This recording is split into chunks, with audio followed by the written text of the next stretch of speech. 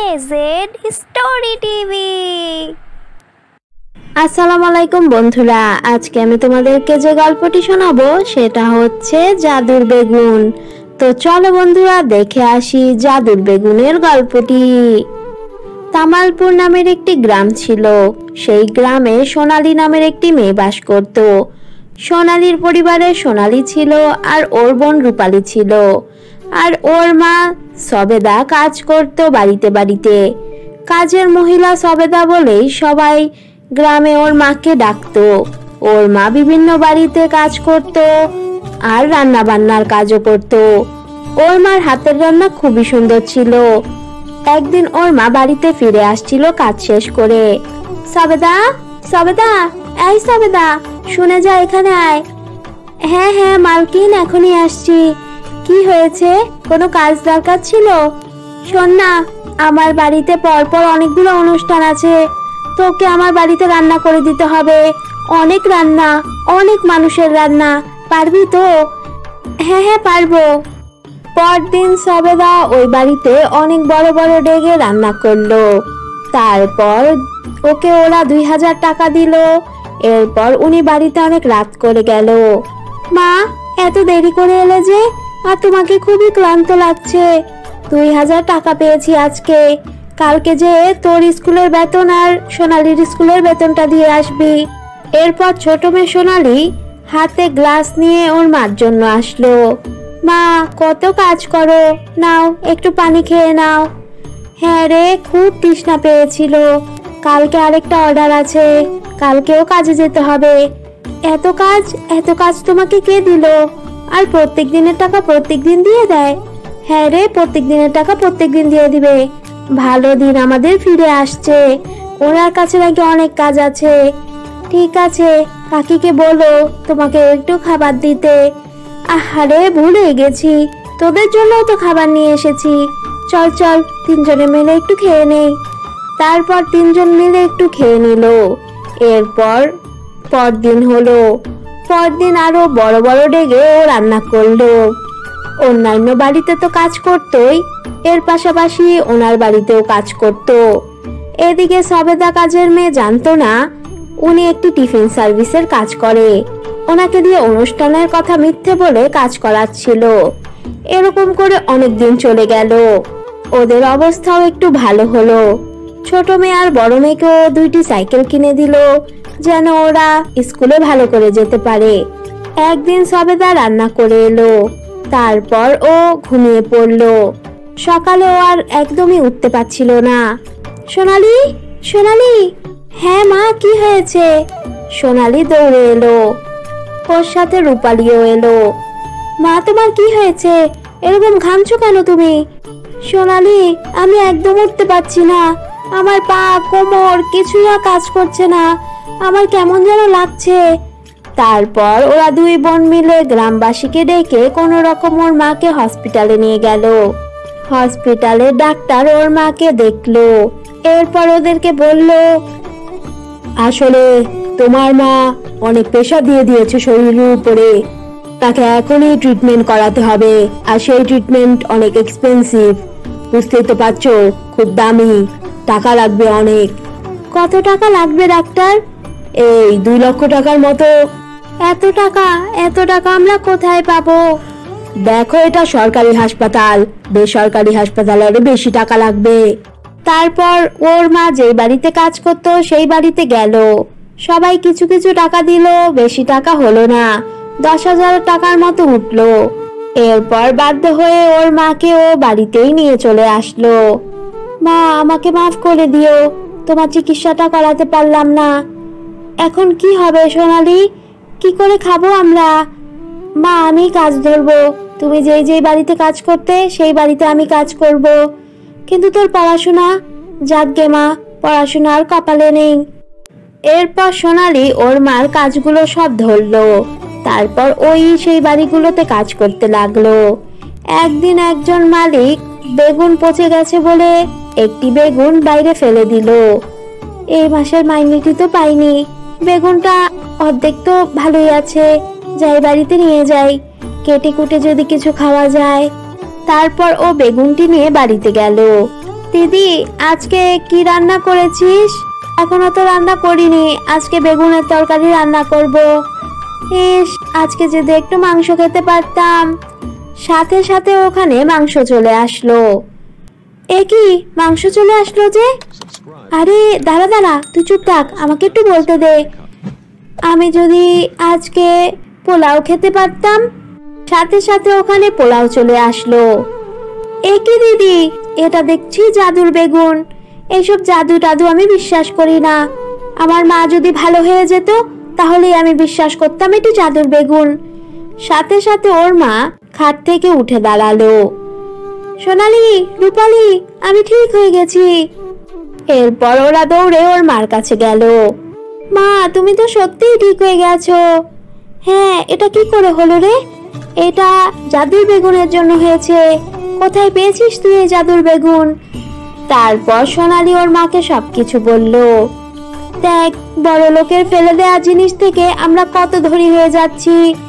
আমরা অনেক টাকার মালিক হয়ে যেতাম। সাথে সাথে ওখানে অনেক টাকা চলে আসলো। এরপর ওই জাদুর বেগুনের সাহায্যে ওরা বাড়ি গাড়ি সবকিছুই করলো। একদিন একটি ভিক্ষুক ওদের কাছে টাকা চাইলো। আচ্ছা, তুমি এখানেই দাঁড়াও, আমি আসছি। তারপর সোনালি জাদুর বেগুনের কাছ থেকে টাকা চেয়ে ওই গরিব মানুষটিকে সাহায্য করলো। এরকম করে ওরা বড়লোক নিজেরাও হলো, আর গরিব দুঃখী মানুষদেরকেও সাহায্য করতে লাগলো। অনেক বছর আগে একটি পাহাড়ের পিছনে এক ঘন জঙ্গল ছিল। সেই জঙ্গলে একটি আনারসের ঘর ছিল। সেই জঙ্গলের পাশেই একটি অনেক সুন্দর গ্রাম ছিল। সেই গ্রামের মানুষ ভয়ে ওই আনারসের জঙ্গলে যেত না। ওরা সবাই ওটাকে ভুতুড়ে আনারসের জঙ্গল বলতো। আর ওই গ্রামের মানুষরা এতটাই ভয় পেত যে ওরা আনারসও কোনোদিন খেত না। ওই গ্রামে একটি অনেক বড়লোক পরিবার ছিল, শর্মা পরিবার। শর্মা পরিবারে ছিল গৌতম শর্মা আর ওনার বউ, মেয়ে কাজল আর ছেলে ক্রিস শর্মা। ক্রিস শহরে চাকরি করত। কিছুদিন পর ক্রিস বাড়িতে আসবে বলে ফোন করলো। আরে শুনছো, ক্রিস কিছুদিন পরে ও বলেছে আমাদের জন্য উপহার আছে। এটা তো খুবই ভালো কথা। ঠিক আছে, আমি আজকে বাজার থেকে অনেক জিনিস বাজার করে দিয়ে আসছি। ঠিক আছে, যাও। কিছুদিন পর ক্রিস ওর গ্রামের বাড়িতে আসলো। ক্রিসের সাথে একটি অনেক সুন্দরী মেয়ে ছিল। আরে ক্রিস, কাকে নিয়ে এসেছিস? শহরের কোনো বান্ধবী নাকি? বাবা, আসলে ও তোমাদের বৌমা। বৌমা? এটা কি বলছিস? তুই আমাদের না জানিয়ে বিয়ে করে ফেলেছিস? মা, আসলে ওর এই পৃথিবীতে কেউই নেই। ওর ভাই একজন বাচ্চা ছিল, সে ওকে আমার হাতে তুলে দিয়েই ওই দিন মারা গেছে। তাই আমি বিয়ে করে ফেলেছি ওকে। এটা শুনে ওরা সবাই অনেক রাগ করলো, কিন্তু বিয়ে করে ফেলেছে তাই ওরা ওকে মেনে নিল। সকালে উঠে মীরা দেখতে পারলো কাজল মুরগিদেরকে খাবার দিচ্ছে। ওয়াও, কি সুন্দর মুরগিগুলো, একদম ফ্রেশ মুরগি। ক্রিস? হ্যাঁ, কি হয়েছে মীরা? এখনই আসছি। দেখো না, কি সুন্দর মুরগিগুলো। আমি এগুলোকে চিকেন ফ্রাই করে খেতে চাই। ঠিক আছে, আমি এখনই মাকে বলছি। ক্রিস যে বলার আগেই কাজল ওর মাকে কান পড়া দিয়ে দিল। কি বলছিস? আমাদের মুরগি খেতে চায় সকাল সকাল উঠেই? কত বড় সাহস! কিচ্ছু দিব না, মুরগিগুলোকে আমি কাটবো না। হ্যাঁ মা, মুরগি দিবে না, তুমি একদম দিবে না। প্রত্যেকদিন সকালে আমি কত কষ্ট করে মুরগিগুলোকে খাওয়াই, আর মহারানী এসেছে মুরগি খেতে। হ্যাঁ, ঠিকই বলেছিস তুই। ক্রিস ওর মাকে এসে বললো চিকেন ফ্রাই করে দিতে। আচ্ছা ছেলে, কি বানিয়ে দিতে বলছে? চিকেন ফ্রাই নাকি ফ্রাই? ওগুলো বানিয়ে দাও। কতদিন পর ছেলে এসেছে, খাবার দাবার ঠিক করে খাওয়াও। মানে আসলে কি মানে মানে করছো কেন ক্রিসের মা? যাও রান্না করো, ও যেভাবে বলছে করো। ক্রিসের মা আর কিছু বলতে পারলো না। উনি ওদেরকে চিকেন ফ্রাই করে দিল। সেগুলো মীরা আর ক্রিস বসে বসে অনেক মজা করে খেলো। দেখো মা, কিভাবে রাক্ষসের মতো বসে বসে খাচ্ছে। পুরোই রাক্ষসনি। হ্যাঁ, ঠিকই বলছিস। কিছুদিন পর ক্রিস শহরের উদ্দেশ্যে চলে গেল। এদিকে মীরার মন অনেক খারাপ হয়ে গেল।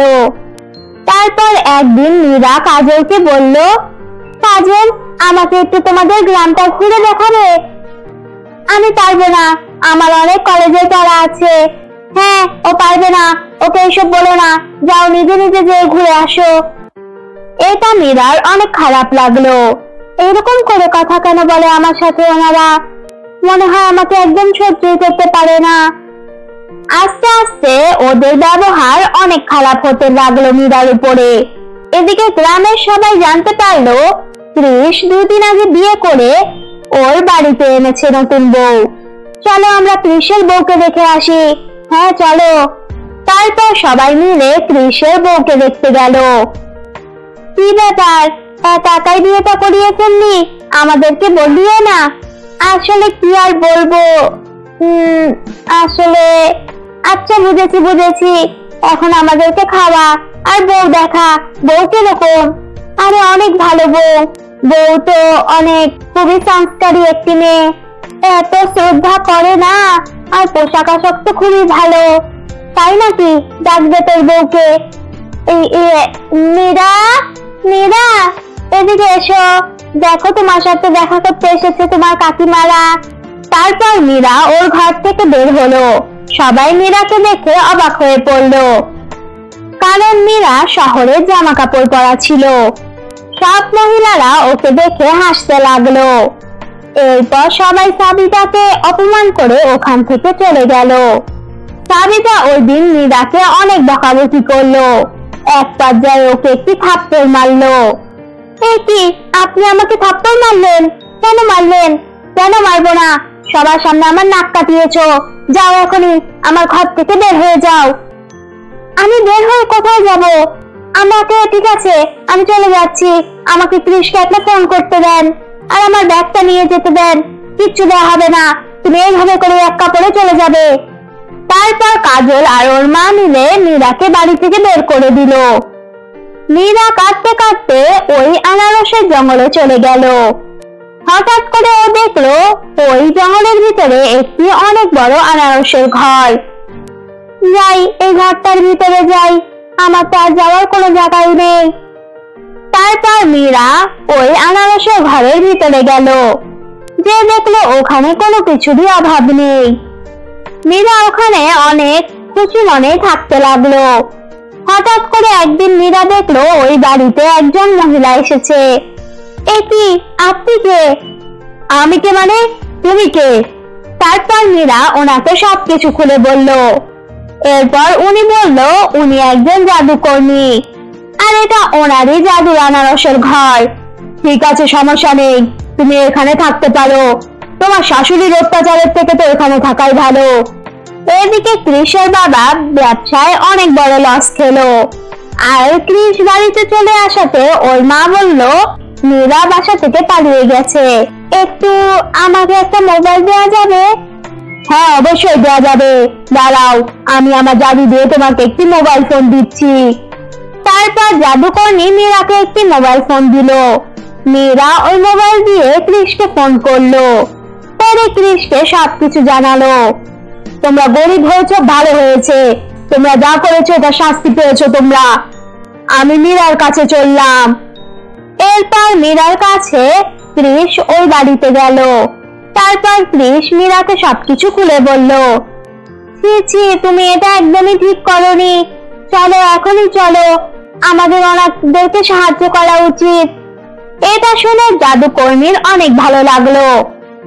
দাঁড়াও, আমি তোমাদেরকে একটি জাদুর সিন্দুক দিচ্ছি। এটার ভিতরে অনেক স্বর্ণগয়না টাকা পয়সা আছে, তোমরা এটা নিয়ে খুশি খুশি থেকো। আপনাকে অনেক ধন্যবাদ। তারপর মীরা ও শ্বশুর বাড়ির মানুষের কাছে গেল, যে ওর শাশুড়ির কাছে ওই জাদুর সিন্দুকটা দিল। গ্রামে নিশা নামের একটি মেয়ে বাস করত। নিশা অনেক বড় লোক ছিল, ওর কোনো কিছুরই অভাব ছিল না। ওর একটি বান্ধবী ছিল কালিন্দী। কালিন্দী অনেক গরিব ছিল।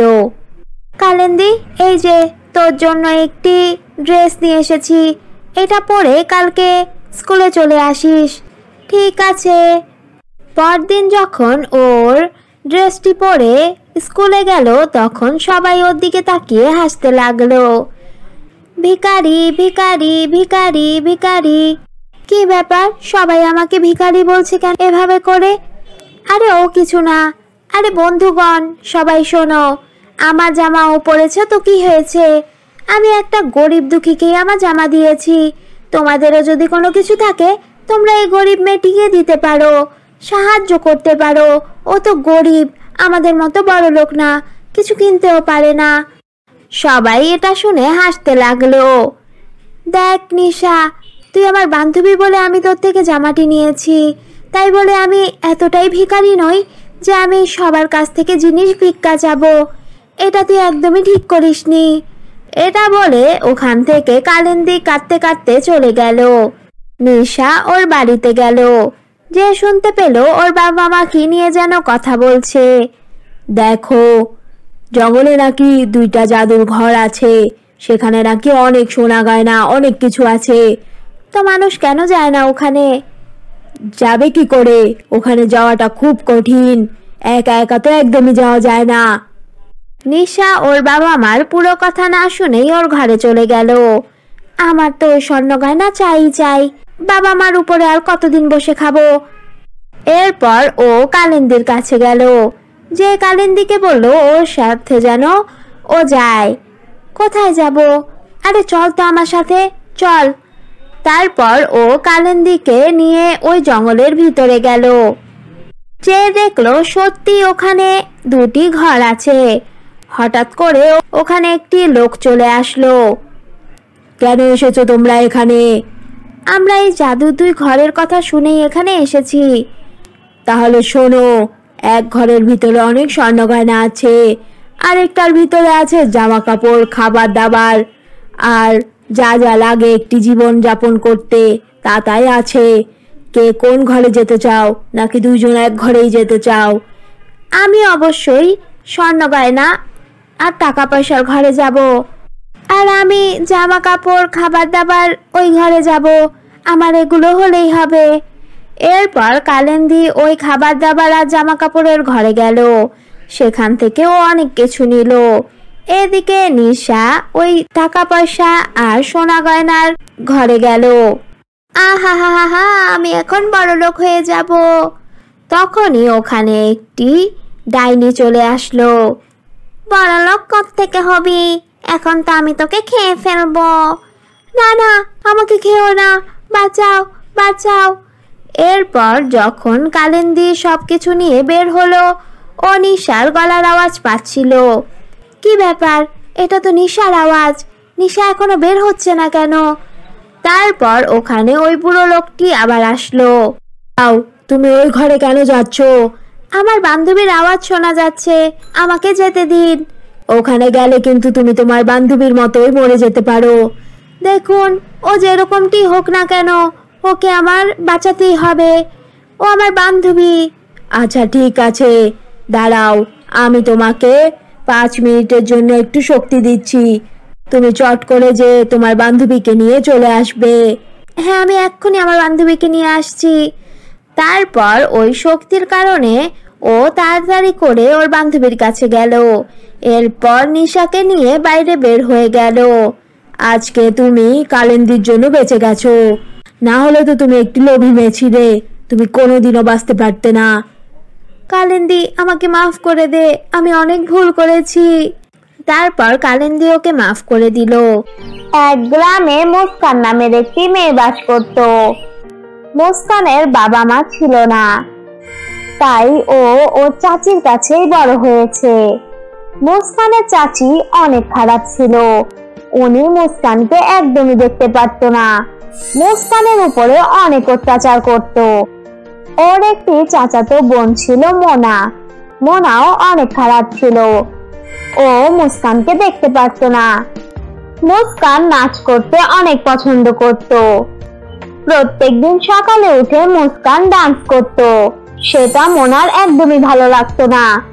কি ব্যাপার মা, ও প্রত্যেকদিন সকালে উঠে এরকম গরুর মতো ডান্স করে কেন? আমি একদম ঠিক মতো ঘুমাতেই পারি না।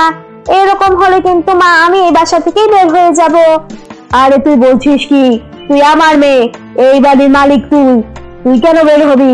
ওই চাকরানিকেই বের করে দিব। যা তো ডাক দিয়ে নিয়ে আয় ওকে। তারপর মোনা মুস্কানের কাছে গেল। চল নাচনিওয়ালি, তোকে মা যেতে বলেছে ঘরে। তারপর মুস্কান মোনার সাথে ওর চাচির কাছে গেল। কি হয়েছে চাচি, আপনি নাকি আমাকে ডেকেছেন? হ্যাঁ, ডাকবো না কেন? এরকম তুই নাচানাচি করিস কেন ঘরের ভিতরে? চাচি, নাচা তো ভালো জিনিস, আমি নাচলে আমার শরীরও ভালো থাকে, এটা একটা এক্সারসাইজও হয়। তুই নাচবি আর আমার মেয়ে ঘুমাতে পারবে না, এটা কিভাবে হয়? চাচি, মোনাও আমার সাথে ডান্স করুক, প্রত্যেকদিন সকালে উঠে ডান্স করলে ওরও মন অনেক ভালো থাকবে। কি এত বড় কথা? এটা বলে ও চাচি ওকে একটি থাপ্পড় মারলো। যা কাজ করতে যা, আর এরকম কথা বলবি না, আমার মেয়ে তোর মতো নাচ ফাচ পারবে না, যা ভাগ এখান থেকে। তারপর মুস্কান মন খারাপ করে রান্নাঘরে চলে গেল। সেখানে ও রান্না করলো। বাড়ির সব কাজই ওকে দিয়েই ওর চাচি করাতো। মুস্কানের একটি বয়ফ্রেন্ড ছিল হার্দিক।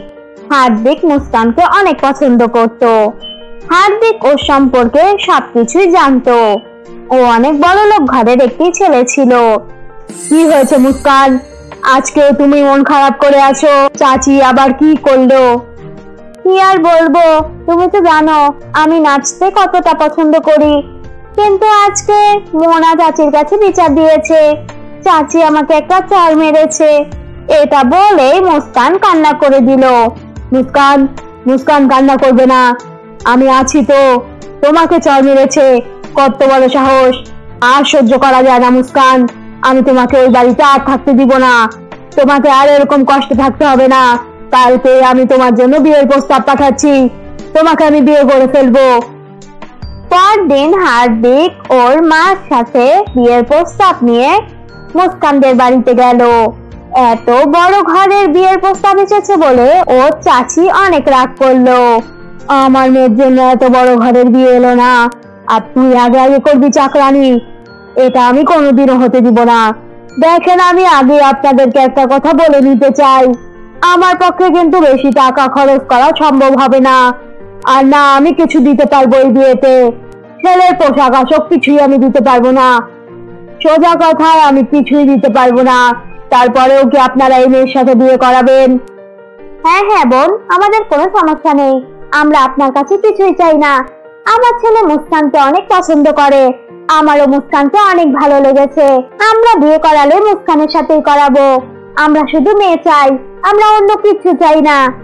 এটা শুনে মোনা আর চাচির মন খারাপ হয়ে গেল। মা এত চেষ্টা করলো, তারপরেও কিছুই করতে পারলো না। তারপর ওরা বিয়ের কথা পাকা করে ওখান থেকে চলে গেল। এত বড় ঘরে বিয়ে করবি তাই না?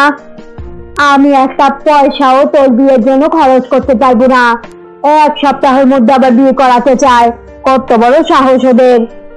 মুস্কানের চাচি রাগে মুস্কানকে 2 দিন কোনো খাবারই দিল না। ও অনেক অসুস্থ হয়ে পড়লো।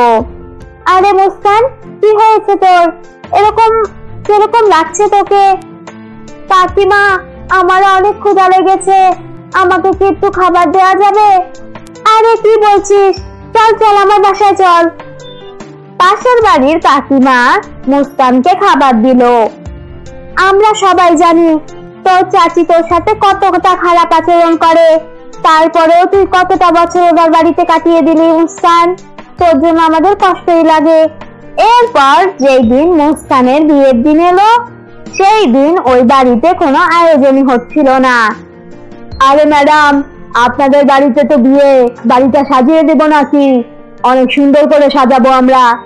এই, তোমাদেরকে আমি দেখেছি, বলেছি আমি কিছু করতে, যাও এখান থেকে, ভাগো, না হলে কিন্তু মেরে ঠ্যাং ভেঙে দিব।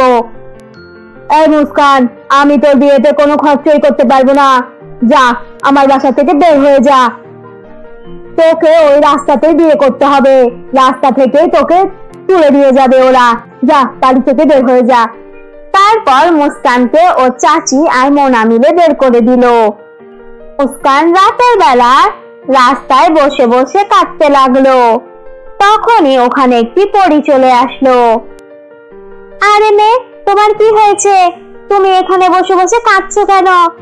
তারপর মুস্কান পরীকে সবকিছু খুলে বলল। পরীর ওর কথা শুনে অনেক খারাপ লাগলো। তুমি কোনো চিন্তা করবে না, আমি তোমার জন্য বিয়ের সব ধরনের আয়োজন করছি। তারপর পরী ওনার জাদু দিয়ে মুস্কানকে বউ সাজালো। এরপর ওখানে একটি বিয়ে বাড়ি বানালো। ওইখানে সব পরীরা ছিল। অনেক সুন্দর করে বিয়ে বাড়িটি সাজানো ছিল। অনেক খাবারও ওখানে ছিল। মুস্কান এগুলো দেখে অনেক খুশি হলো। সব পরীরা মুস্কানকে অনেক স্বর্ণ গয়না আর টাকা পয়সা উপহার দিল। এরপর ওখানে বরযাত্রী এলো। সব পরীরা বরযাত্রীকে বরণ করলো। তারপর মুস্কান আর হার্দিকের বিয়ে হলো। মুস্কান ওর শ্বশুর বাড়িতে অনেক ভালো ছিল। ও শাশুড়ি আর হার্দিক ওকে অনেক আদর করত। ওকে ওরা ডান্সও করতে দিত। একদিন যখন মুস্কান রাস্তা দিয়ে যাচ্ছিল, তখন ওর চাচির বাড়ি চোখের সামনে পড়লো।